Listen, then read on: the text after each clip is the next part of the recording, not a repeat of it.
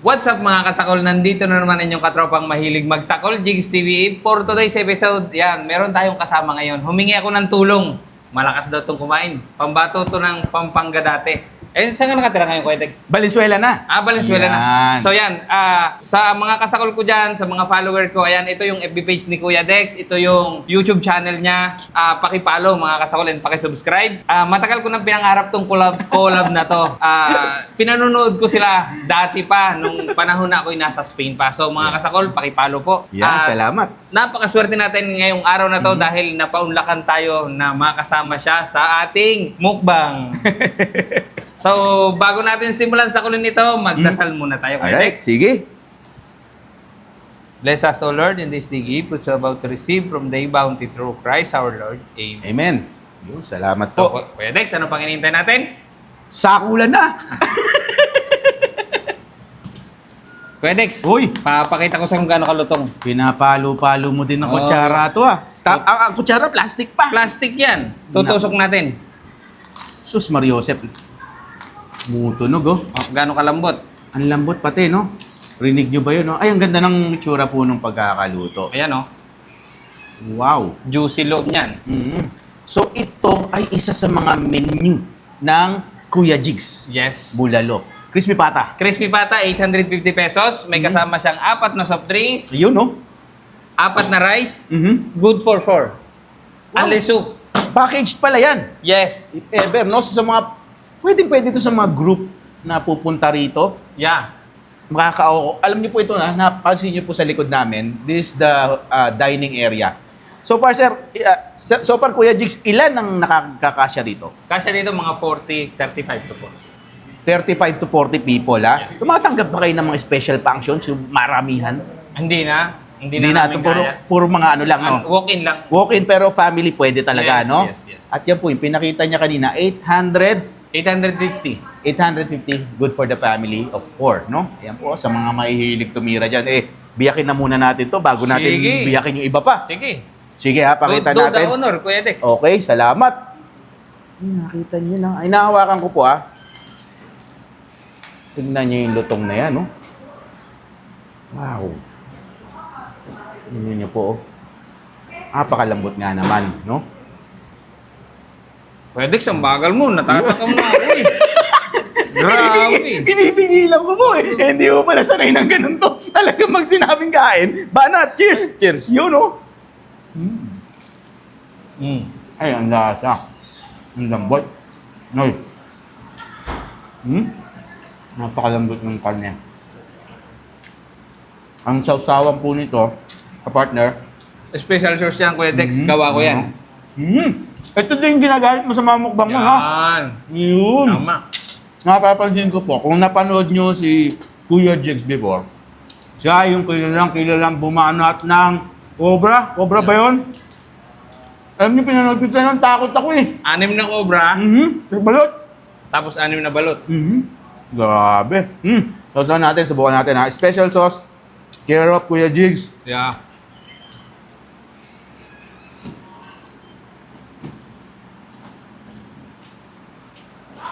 Mat naman. May kanin. Yung ginawa nun. Nanood na lang po ko sa kanya. Nakita niyo yung ginawa nun. Surrender po tayo sa ganun. Hindi natin kaya yun. Iba talaga to. Mukbanger po ito. Grabe ito.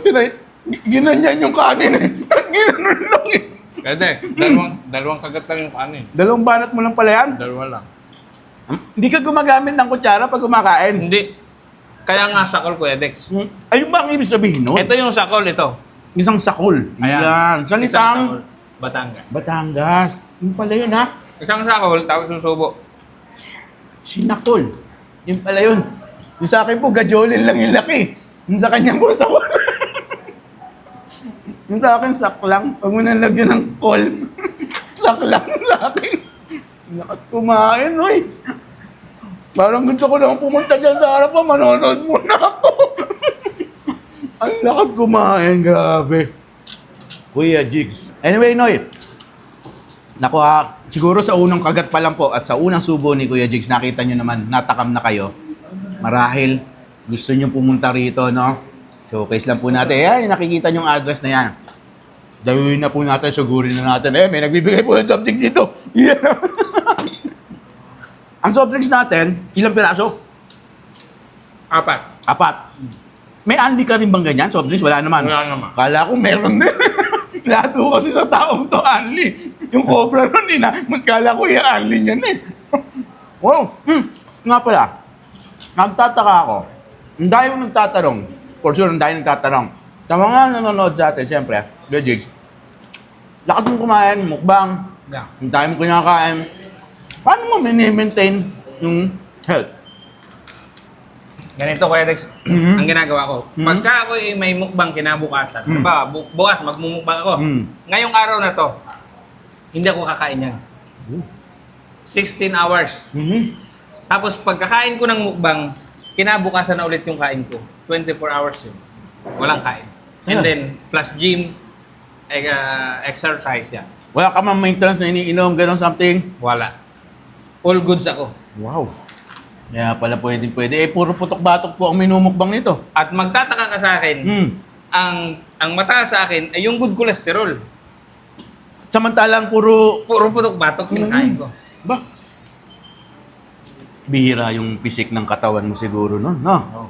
Anyway, isa pa po sa mga pinuntahan natin dito, actually, rinig ko sa aking mga tenga, yung anlilyempo. Ito, Kuya Dix, yun. Ito. Ito yan. For the price of 350 pesos per person. per person. Only liempo, only rice, only soup. Okay. 350 lang. Walang kasama sa big, ha? Walang kasamang soft Yun drink. lang, ha? Only rice, only soup, only liempo. Yeah. So, hingi lang sila ng hingi. Hingi ng liempo. Hanggat kaya mo, ha? Hanggang ma-high blood ka. At huwag ka matakot pag na-high blood, na heart attack ka. Malapit ang heart center dito. Nandun Diyan lang. sa kami. Yung nga po pala. Isa sa mga landmark nito. Nasa heart center. Ngayon, alam ko na. Kung bakit dito ka nagtayo. Correct. Actually, isang tawag lang po. Dito mo lang yung gwardiya. Pupunta na rin yung ambulansya eh. Actually, yung ambulansya pupunta na stretcher. Tutulak ka na lang. Yun na lang po yung Philippine Heart Oo. Center. Hindi na kailangan ng ambulansya dito. Kaya pala, puro ganito. Stretcher lang, okay na. Yun o. So, iniihaw ni Kuya Jigs kanina, doon sa labas. Habang iniihaw niya, yung usok po nito, yung aroma, maalingaw nga po dito sa buong street ng Matatag. Yun yung nakita ko. Natin, may konting taba dito. Sarap nito. Uy, nako. Sa mga nagkikrave po dyan, mga OFW yung nanonood, once po na magbakasyon kayo dito sa Pilipinas, recommended ko po daanan nyo tong Kuya Jigs Bulalo. Sarap. Actually, meron nga tayong mga FW, Kuya Dex. Pagkababa ng aeroplano, Like pa rito. diretso rito. Yun. Yun ha. Ang maganda doon, natsimpuhan nila na naririto ako. Oh, ganda naman. Galing. Anyway, isa po nga sinabi na 350 pesos. Actually, first time ko po nakarinig ng Anli Liempo. Totoo yung sinabi. Kanina nung kwento kami ni Kuya Jigs. Hindi na masyadong naririnig yung Anli Liempo. Ngayon niya narinig. Nakakayoka! Ngayon, narinig mo na. Oo, hindi pala nakakain ko. Ang dami. Subo lang muna subo eh. Narinig niya, Anli Liempo. Meron na po dito sa Kuya Jigs. Napakasarap yung lasa. Alam niyo pa, kung magtatanong kayo sa akin, ito, honest to goodness answer po, no? Anong lasa ng pagkain ng Kuya Jigs? Yan. Sabihin ko po sa inyo, yung lutong bahay na lasa na magugustuhan nyo. Parang luto po ng nanay natin, niluto po sa inyo. So, once na ganun lutong bahay ang lasa, special po kagad yan. Lasang Kahit special. Itong liempo namin, nalalasan mo, di ba? Wala siyang, hindi siya binabad sa toyo. Hindi. Parang tayo ano? Parang inihaw lang na typical na inihaw. Tama. Nako, hindi mo tatanong ha, Kuya Jigs. Ito yung mga paborito ko. Ganito po ako mag-ihaw ng liempo. Tingnan nyo. Parang American style, no? Parang salt and pepper lang. Yeah, correct. Yan ang masarap dito. Ng liempo. Kaya po, nung inihaw, hindi nangingitim. Ay, di ba pag binabad ka nangingitim, eh, no? Ang lakas mangitim, eh.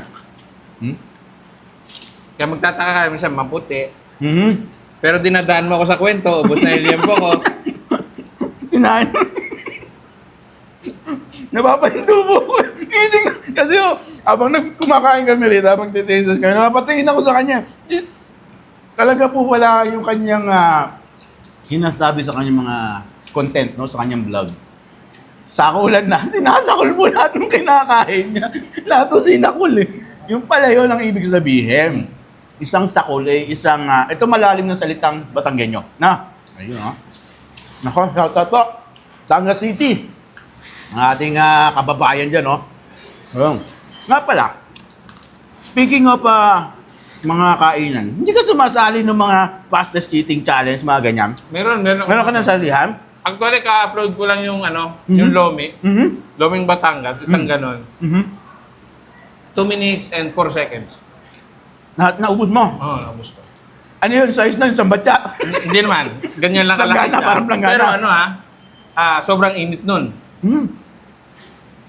3 araw ako hindi halos makakain kasi yung alang-alang ko, alam mo yung natuklap yung balat. Pasok sobrang ka. init.